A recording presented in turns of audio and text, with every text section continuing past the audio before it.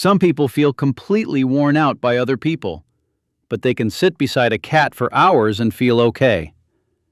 And that does not mean they are cold. It does not mean they hate connection. It means something in them learned that certain relationships do not feel like company. They feel like pressure, like there is always something to answer, something to explain, something to be.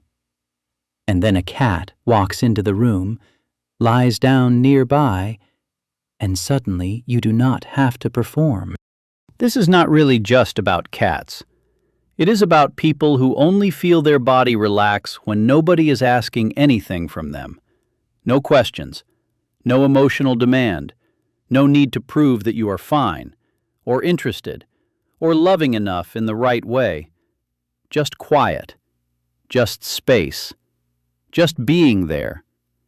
With a cat, you do not have to fill the silence.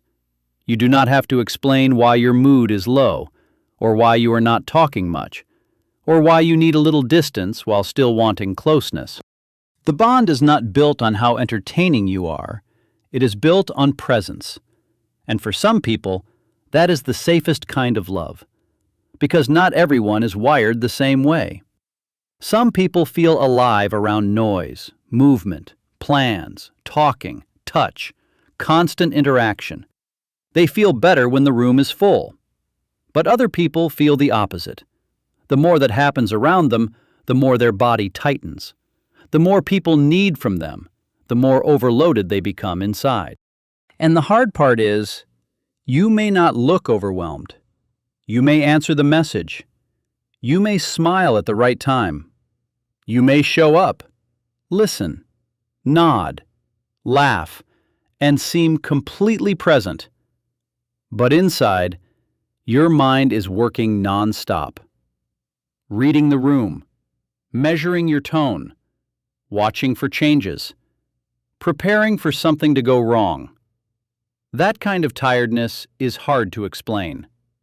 Because from the outside, you look fine.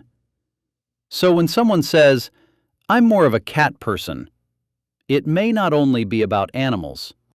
It may be about the kind of connection their nervous system can handle. A dog may follow you, seek you, need your attention, push for play, ask for more contact. And for some people, that feels beautiful.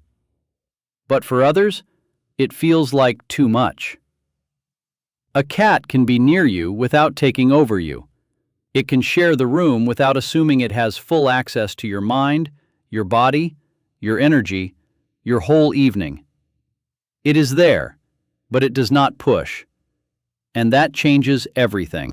Because sometimes being around people feels like being evaluated. Like you are never quite expressive enough, never available enough, never warm enough, never emotionally correct enough. And when you cannot keep that version of yourself going, guilt shows up. You start wondering why you are like this, why simple closeness feels so heavy, why you need to recover after conversations that were not even bad. But maybe you are not avoiding people. Maybe you are avoiding how you feel around pressure, because with a cat, that pressure disappears. You do not have to justify your silence. You do not have to prove affection every few minutes. You do not have to become brighter, louder, softer, more open, more easy to understand. You can just exist and still be connected.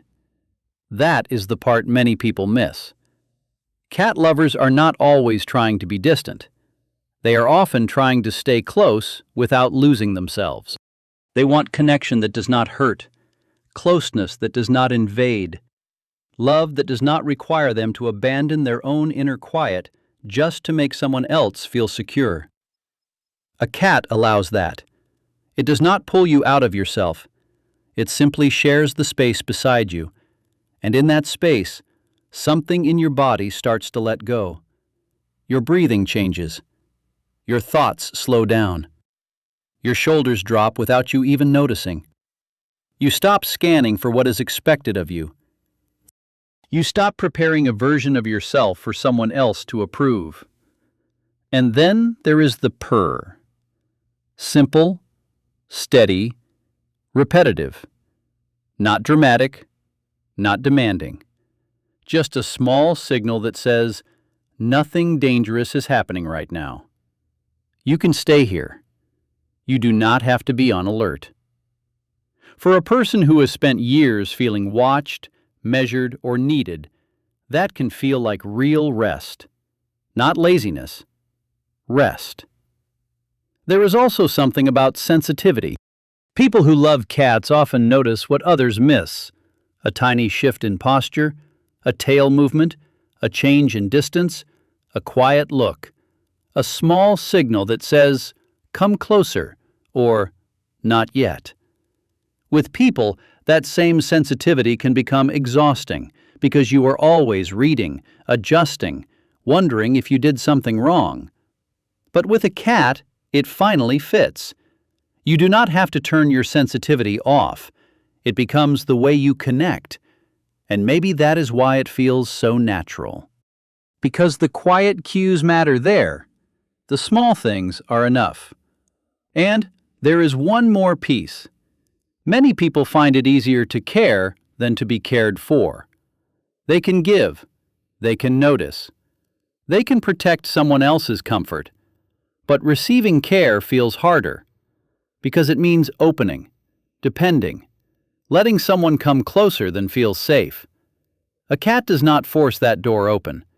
It lets you care without being swallowed. It lets you give without being needed too intensely. It lets closeness happen slowly, without making you feel trapped inside it. And little by little, that teaches your body something different.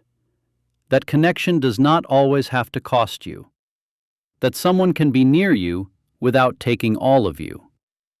So maybe it is not only that you love cats. Maybe there are parts of you that can only rest when nothing is being demanded. And when you find that feeling, even in something as simple as a cat sleeping beside you, you do not want to lose it.